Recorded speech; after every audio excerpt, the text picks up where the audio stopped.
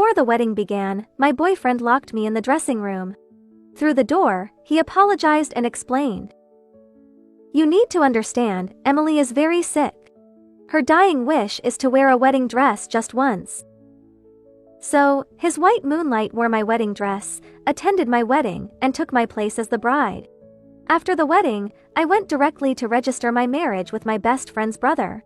My boyfriend broke down and begged me not to leave him. I slapped him and said, "You need to understand, if I don't marry him, he'll be heartbroken." Chapter 1. The wedding was about to start, but the makeup artist who had been booked 2 months in advance was nowhere to be found. My fiancé, Jason, had also vanished, and I couldn't reach him by phone. Anxiously, I tried to contact our mutual friends to find out where he was. Then, I accidentally saw a post by Emily on her social media from 5 minutes ago. It was a photo of her in an exquisite wedding dress, standing intimately with Jason. I instantly recognized the dress she was wearing. It was the one I had commissioned from a designer 6 months ago. The caption read, "Dressed up, just to be your bride." Seeing that post, my head buzzed. Today was my wedding day. And my fiancé was holding a wedding with another woman, wearing the wedding dress I had personally designed. Furious, I scrutinized the photo and identified it as being taken in another makeup room in this hotel. Just as I was about to storm in and catch them, the door opened. Jason stood outside wearing the suit from the photo. "Anna, you..." Seeing my furious expression, he realized I had seen the post. Without beating around the bush, he directly explained. "You know Emily is seriously ill. Her dying wish was to wear a wedding dress, so I..." "Wear a wedding dress? There are so many wedding dress shops, so many dresses. Why did she have to take mine? Does she want to wear a wedding dress, or does she want to be your bride? Wanting to play the virtuous role afterward, Jason? Don't take me for a fool." When I exposed his little scheme, his face turned red, and his tone became unfriendly. "Anna, do you have no compassion? Can't you be a bit more understanding? Does it matter to fight with a sick person over this?"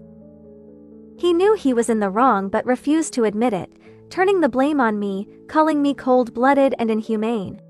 As I listened to him list my faults, I couldn't help but wonder when he started planning this. Emily was shorter than me, but the dress in the photo fit her perfectly. That dress had been tailored to my measurements. This meant someone had given new measurements to the dressmaker. And the background in the photo included wedding photos, with faces that were Jason's and Emily's. Everything was seamless, as if this wedding had always been meant for them. It seemed Jason had planned for Emily to be the bride all along. Chapter 2. Maybe the air conditioning in the dressing room was too high, but the more I thought about it, the colder I felt. Jason, having said enough, reached out to grab my hand, but I shook him off. I looked up at him steadily. "Bring back my wedding dress. I don't want her wearing it." He frowned. "Stop causing trouble, Anna. It's just a ceremony. We can have another one anytime." His dismissive tone and the irritation in his eyes stung me. I said, "Never mind the dress. If she wants a wedding ceremony, does the groom have to be you? Is she being unreasonable using her illness as an excuse, or are you just drifting in your feelings, taking the easy way out?" Maybe my words hit a nerve. His face turned ugly. He pushed past me, heading for the door, leaving me with harsh words. "Dating you is exhausting. Your controlling nature never considers my feelings. Why make everyone uncomfortable?"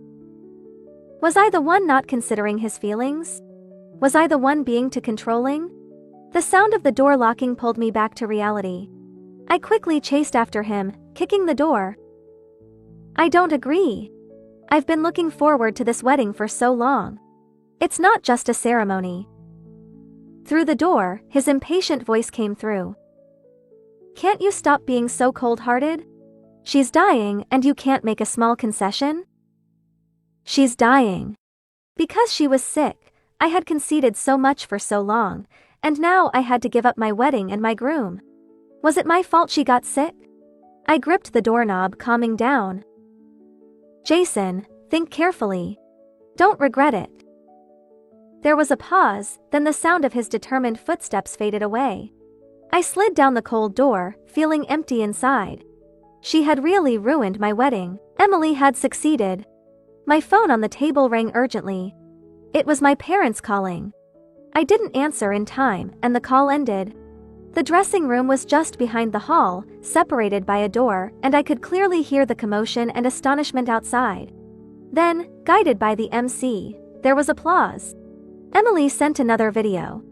The camera focused on the big screen, showing the photos Jason and I had painstakingly taken, all replaced with AI-generated faces of Emily and Jason. The perfect photo spots we found under the scorching sun, the whole day of back-breaking poses, all turned into a wedding gift for Emily. This angered me more than anything Jason had said. Despite my trembling hands, I opened the next video. In it, Jason walked towards her, step by step, under the spotlight. In the shadows behind him, my parents looked distressed, searching for me, but were restrained by security guards. Seeing this, I couldn't hold back anymore. Tears finally fell, drop by drop, onto the phone screen, over my parents' faces. I had chosen the wrong person, and now my parents were being humiliated with me. I didn't watch the rest of the videos. Amidst the festivities just a wall away, my mind cleared. I wiped my tears away in front of the mirror. I felt only relief. At least I saw the truth before getting the marriage certificate. Chapter 3. The long ceremony finally ended. The door to the dressing room opened, and Jason stood at the door. He rubbed his temples, looking just as worn out. "I'll make it up to you for this. I'll explain to your parents too." I interrupted him. "No need. They are my parents, not yours. It has nothing to do with you, so no need." He was taken aback. Jason, looking exhausted, said, "Don't say things in anger. You know Emily is suffering too. What's wrong with giving in to her a bit?" Even now, he thought he was in the right and continued to defend Emily. For a moment, I didn't know what else to say to him.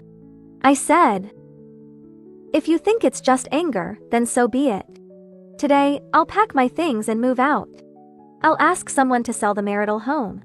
If you don't want to sell, just transfer the money my family contributed to my account." After saying that, I saw my parents standing not far away. I left him with a "that's that" and hurried to catch up with them. They were surrounded by relatives.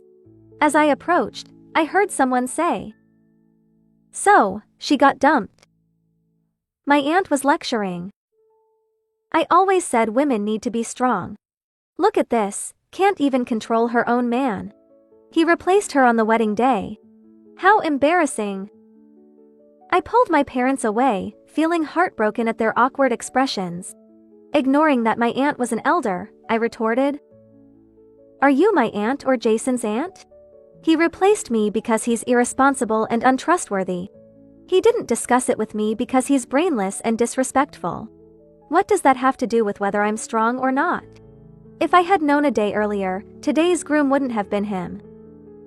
My aunt left, muttering to herself, thoroughly embarrassed. My mom held my hand, and I saw the worry on her face. I reassured her. "It's okay. If we don't get married, we don't. I don't care." After sending them off, I went alone to the marital home to pack my things. My words were clear and my mind was rational. But emotions were uncontrollable. Tears rolled down on their own. The marital home was decorated by Jason and me. There were too many traces of him inside. The small ceramic pot was something I bought knowing he would have stomach aches after social engagements. I planned to make him nourishing soup every week. The walk-in closet was designed by him because he saw that I had liked a post about a boyfriend designing a closet for his girlfriend on a social media app. After it was installed, I laughed at how extravagant it was, and he hugged my arm, asking for a reward. We met in college, and later, we were in a long-distance relationship for a year because of work. He spent a lot of effort pursuing me during that time. When he confessed, he said he admired how confident and strong I was during debates. Back then, I shone in his eyes. But now, he found my assertiveness overbearing. The light in his eyes had become a source of pain for him. I packed my things bit by bit, detaching myself from the memories piece by piece. When I finished packing, I realized that 7 years with him only amounted to a box and a half. I was wondering how to drag the box out to throw it away when the door opened. My best friend, Claire, rushed in. Seeing her, my long-maintained composure crumbled and my nose stung. Claire gave me a tight hug, squeezing me hard. "If I had known, I would have been your bridesmaid. At least you wouldn't have been alone." She had disliked Jason for a long time, hating his indecisiveness and refusal to let go of his white moonlight. She hated him so much that she didn't want to attend my wedding. She had even said harshly that I would regret marrying Jason. She said bluntly that it would be hard to compete with a dead person if Emily died. This had caused a rift between us. Now, it seemed she was right. I was so grateful to still have a friend like her. With Claire around, the days weren't so hard to bear. She had specifically taken a business trip to avoid my wedding. But as soon as her plane landed, she heard what had happened and rushed to find me, afraid I would be upset and do something rash. She even took a vacation to stay with me, touching me deeply. The day she started arranging blind dates for me, Jason showed up. I sneered, a scumbag at the door needed a good beating. Chapter 4. Before opening the door, Claire pointed at my forehead, warning me. "If you reconcile with him this time, I will really cut ties with you." I smiled and agreed. "Whoever reconciles is a dog." My dad opened the door. The bags Jason had brought were thrown out by my dad, but he kept picking them up. After several rounds, the neighbors came out to watch the commotion. Finally, with many apologies, my dad let him in, albeit with a stern face. Once inside, Jason headed straight to the kitchen. My parents exchanged glances, and Claire quietly started texting, complaining about his shamelessness. Watching his back, I felt a mix of emotions. In our 5th year together, the relationship had finally stabilized. That was when he gave me an anniversary gift, putting a necklace on me and tentatively asking if we should meet each other's parents. Blushing, I shyly agreed, throwing myself into his arms. We first went to his house, where his mother gave me a big red envelope, and Emily's parents were also there, thanking me for not minding their daughter always troubling Jason. They even gifted us a set of furniture. Knowing I felt uncomfortable, he was very attentive at my house the next day, helping in the kitchen and serving tea. He visited several times, and everyone said my parents had found a good son-in-law. But now, all of that was in the past. My parents seemed to have remembered those times too. My dad sighed. "What a mess." My mom looked at me. "Should we kick him out?" My dad tried to mediate. "He seems sincere. We know Emily's situation too. You can't entirely blame Jason." He patted my shoulder. "Give him another chance. If it doesn't work out, I won't let him in next time." Claire rolled her eyes, making me laugh. When Jason came out of the kitchen with dishes, he saw me laughing and seemed relieved. He invited us to the dining room, acting more like the host than my parents. Not wanting to embarrass my dad, I pulled out a chair and sat down. Claire sat to my left and seeing Jason approach the right, quickly held onto the chair. She gave him a fake smile. "Someone's already sitting here." Just then, there was a knock on the door and Claire hurried to open it, letting in a tall figure. It was her brother, Ethan. Standing next to me, Ethan was a head taller than Jason. The siblings flanked me, completely blocking out Jason. Claire put a piece of meat on my plate, while Ethan, wearing gloves, silently peeled shrimp. He placed them on a plate by my side, making it clear they were for me. It was obvious to everyone that Jason had lost his appetite. Halfway through the meal, Jason's phone rang. A weak female voice came through. "Jason, my surgery is tonight. Won't you come and stay with me?" The table fell silent. Jason hesitated. "Your parents will be with you." He hung up. My dad's expression softened a bit. But I felt a cold mockery inside, unsure if I was laughing at him or myself. As expected, the phone rang again soon after. This time, there were desperate breaths and sobs. "Jason, I only want you. I'm in so much pain, won't you come? This could be our last time together. The sound of chopsticks being slammed on the table was my dad's reaction. Jason looked at my dad, then at me. I saw his hand tightly gripping the phone. I picked up another shrimp, nonchalantly saying, "Go ahead." As if given permission, he looked at me gratefully and stood up. "Anna, wait for me. I promise we'll have an even grander wedding." I had intended to let this slide and talk to him about breaking up later, not wanting to ruin the moment, but he had to disgust me. I put down my chopsticks, wiped my mouth slowly, and stood up. "I'll go with you, to see her for the last time." He hesitated for a moment. "All right." Chapter 5. Emily seemed surprised to see me. As soon as Jason reached her bedside, she eagerly threw herself into his arms. Almost reflexively, he hugged her back. The worry and tension in his eyes were genuine. Then she loudly kissed him on the cheek. Only when he awkwardly turned to look at me did she notice I was standing at the door. I had just put away my phone, having recorded their intimate moment and sent it to her father. I also sent him the social media post she made during the wedding and the videos she sent me. The Smith family was well educated and had a decent family ethos. From our first meeting, I knew they were good parents who had raised a bad daughter. Their absence from the wedding confirmed they were unaware of the situation. How could I not let them see how their precious daughter had humiliated me? Emily complained. "What is she doing here? What if she affects my mood for the surgery?" I placed the bouquet of carnations in the vase by her bed. "I'm here to wish you a successful surgery and a speedy recovery." She was at a loss for words. I leaned in and whispered in her ear. "Please take this central air conditioner, Jason, off my hands. It's only right for scrap to go to the recycling station." With that, I left. Mainly to avoid getting blamed for anything. As soon as I stepped out of the ward, I heard the sound of the vase smashing on the floor. This was followed by Emily's loud cursing and Jason's attempts to calm her. The door opened and closed, and Jason came out. Frowning, he asked me, "What did you say to her? You know she's a patient." "Yes, a patient." I rolled my eyes. "If you want to worship her, go ahead. I'm not playing along." He said, "Emily's condition is still unstable. I have to stay at the hospital tonight." I peeked through the window and saw Emily glaring at me, looking far from unstable. I nodded slightly.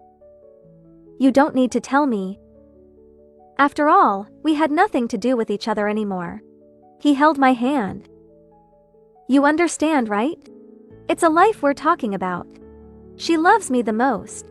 With such a high-risk surgery, how can I let her leave with regrets?" I hadn't had the chance to tell him we were already broken up, that even if he planned to spend the night with her, it was none of my business. Emily started yelling again. He rushed back into the ward to tend to her. Chapter 6. I went back home, briefly explained everything to my parents, and then holed up in my apartment, sleeping until daylight. When I woke up, I saw on my social media feed that Jane's surgery was successful. I liked the post, genuinely happy for her. I had barely taken a few bites of breakfast when Mike showed up at my door. The apartment my parents bought me was right above theirs, and the Smith siblings lived next door. When Mike rang the doorbell, Katie heard it too. After a commotion, there was the sound of an argument. I opened the door to see Mike drenched, looking utterly miserable. Seeing me, he managed to suppress his anger and put on a smile. "I brought you breakfast." I glanced at the steamed buns in his hand. "Did Jane eat?" Mike said, "I know I didn't handle this well. Jane has finished her surgery now, and there's nothing standing between us anymore. Will you forgive me?" His words were earnest. He was the one to say sweet things, and he was also the one who didn't avoid Jane's kiss yesterday. The qualities I once admired now seemed shameless. Mike added, "You will forgive me, it's just a matter of time, as long as I'm sincere enough." He walked into the living room on his own. "Come have breakfast, it won't taste good if it gets cold." I found it amusing. Do you still want to hold another wedding with me? He seemed unsurprised by my concession, as if he thought I would eventually give in. He even looked smug, as if it was easy to coax me. I asked again, "Are you going to invite the same people as when you married Jane?" His face turned ugly. I laughed. "Mike, you're too arrogant. We've already broken up, understand?" He couldn't believe it. Although he pursued me first, he always held the upper hand in our relationship. He knew I looked aloof but was actually easy to talk to. I always accommodated him. Mike tightly grasped my hand. "I don't agree with breaking up. Stop saying things in anger. Anna, don't be mad, okay?" Just then, Katie glanced at her phone, her expression turning anxious as she pulled me away from Mike. She was uncharacteristically serious. "Come with me, my brother is going to jump off a building." Katie and I rushed to the rooftop. Mike followed us up. The building was very tall, over 30 stories high. John was standing outside the railing. Fortunately, the railing was set back from the edge, so he didn't seem in immediate danger of falling. Katie was desperate. "Brother, come down and talk things out." John ignored her and looked straight at me. "I want to talk to Anna." All my friends called me Anna, but only he called me Annie since we were kids. Thinking of this, I took a few steps forward and gently coaxed him. "I'm listening. Can you sit down first?" John's ears turned bright red as he stiffly said, "I've had a crush on you for 8 years." He enunciated each word, like reciting a lesson. Chapter 7. John glanced at Mike. "I've known you a year longer than he has." Mike looked bewildered, not understanding the situation. John continued, "I was ready to confess to you, but then you told me you liked someone else." I was stunned for a moment. It was the year I started dating Mike. John had gotten into our university for his graduate studies and often asked me for help, which made Mike quite jealous. So I distanced myself from John, using my busy studies as an excuse. Thinking about it now, I felt a twinge of bitterness. The boundaries in relationships, did Mike really not understand? No, he was just constantly testing my limits. John's voice carried in the wind, gradually becoming more natural. "I thought he could make you happy, so I watched you get married. But he humiliated you at the wedding, and you still want to get back with him." His voice grew agitated, breaking with anger. Katie turned away, not wanting to see her brother's embarrassment. John seemed to feel awkward too, coughing lightly. John said, "In short, if you get back together with him, I won't live." I coughed lightly too. "I won't get back with him. Just come down first." "Really?" I nodded seriously. "Really?" John immediately moved to climb back over the railing, scaring me half to death. Katie coughed again. John stepped back. He frowned. "No, what if you go back on your word?" Mike opened his mouth, as if to say something. I glanced at him, and he closed it. I promised John. "I won't go back on my word." "Write a statement." John thought for a moment, troubled. "Or better yet, marry me." I agreed promptly. "Okay?" Mike looked at me in disbelief. "Anna?" His eyes reddened. "Are you really going to give up our 7-year relationship for him?" He knew I was a sucker for pitiful looks. But the premise was, it had to be from someone I liked. Mike's face had grown tiresome the moment I saw him in that photo with Jane trying on wedding dresses. I threw his words back at him. Impatiently, I said, "Or should I watch him die? It's just getting a marriage certificate, don't be so heartless." John added from the side, "You were with her for 7 years, but I've had a crush on her for 8. And we've known each other since we were kids, much longer than you." My bad mood turned into laughter at his words. Mike threw out one last line. "I know you're still angry. Don't make a decision you'll regret." Then he left, looking dejected. Katie flipped him off behind his back and mimicked his voice with a sarcastic tone. I was thoroughly amused by the siblings. Chapter 8. After Mike left, I waved to John. Come down, stop acting, it's too dangerous. John's face turned red as he awkwardly climbed back over the railing. I hurried over to hold his hand and help him back. Katie's eyes widened. You figured it out early? I laughed. Not that early, from the moment he started his heartfelt confession. Katie scratched her head, puzzled. Then why did you go along with it?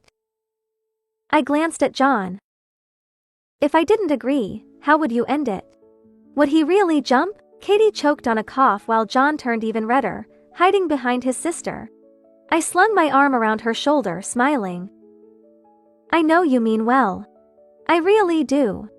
This time I'm truly, absolutely done with him. She looked uncomfortable. Good to know. As Katie and I were about to leave the rooftop, John spoke up. It wasn't all an act.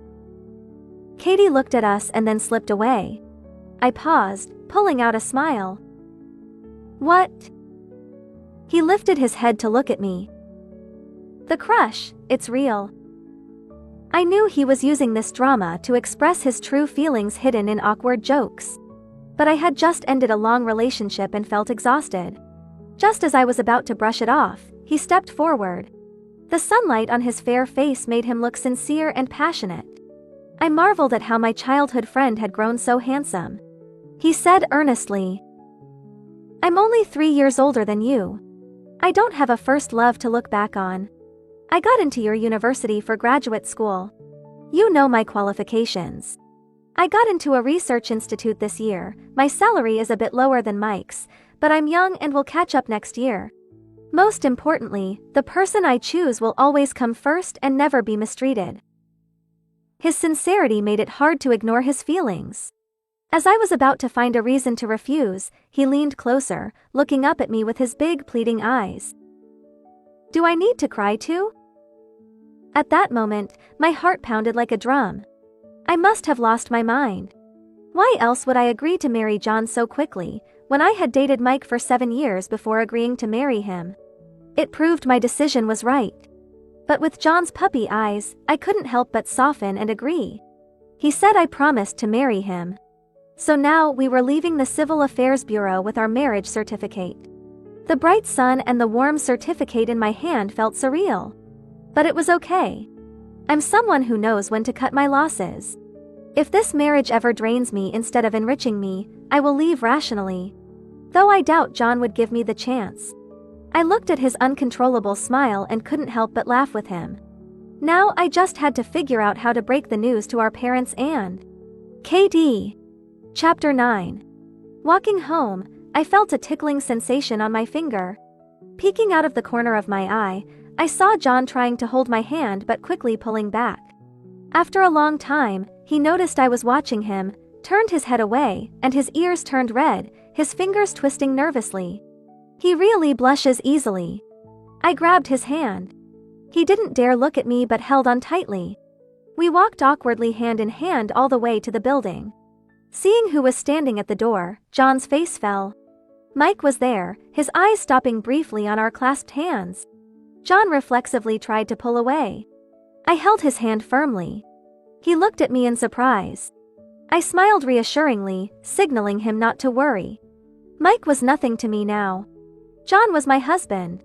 Mike looked dejected but still managed to say something infuriating. He said, "Don't use someone else to make me jealous, Anna. I know I was wrong."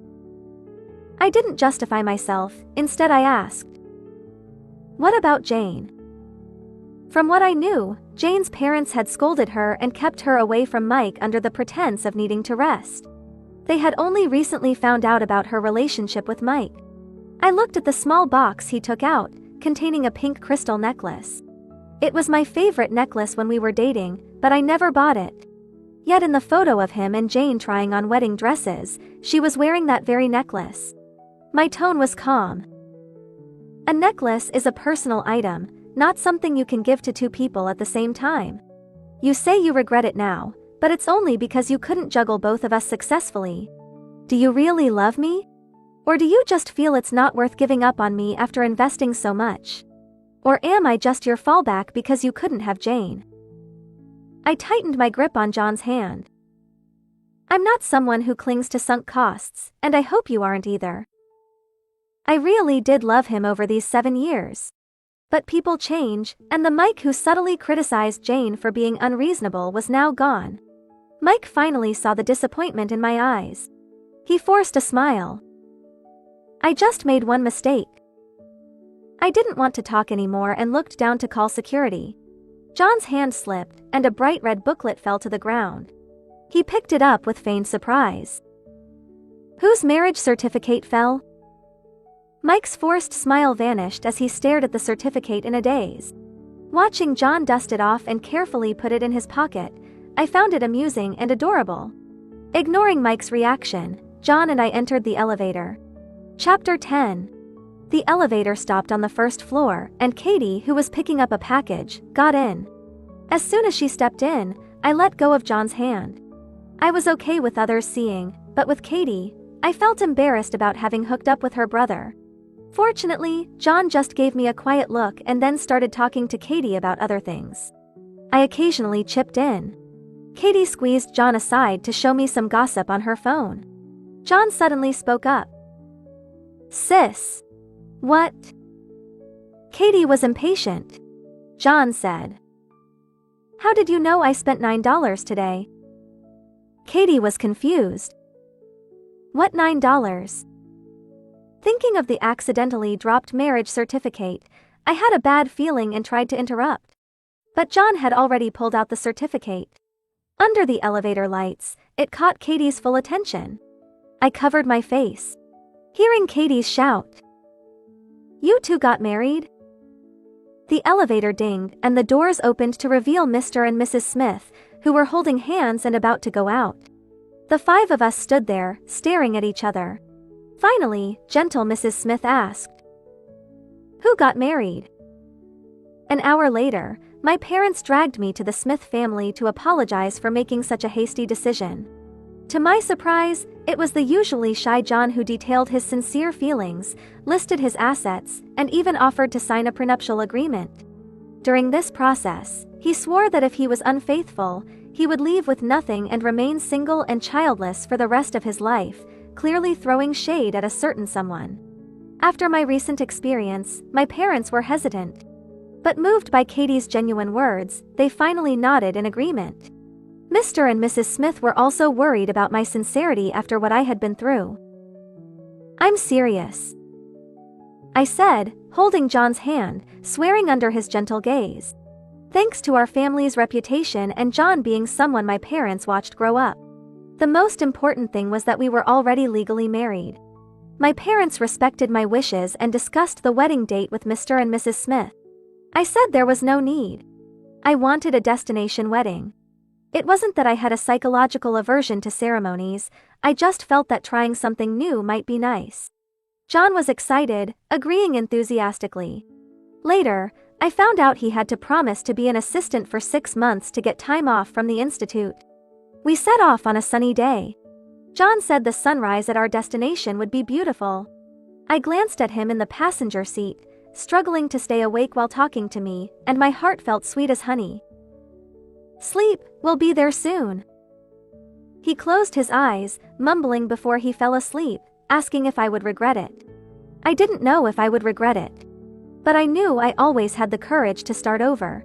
The end.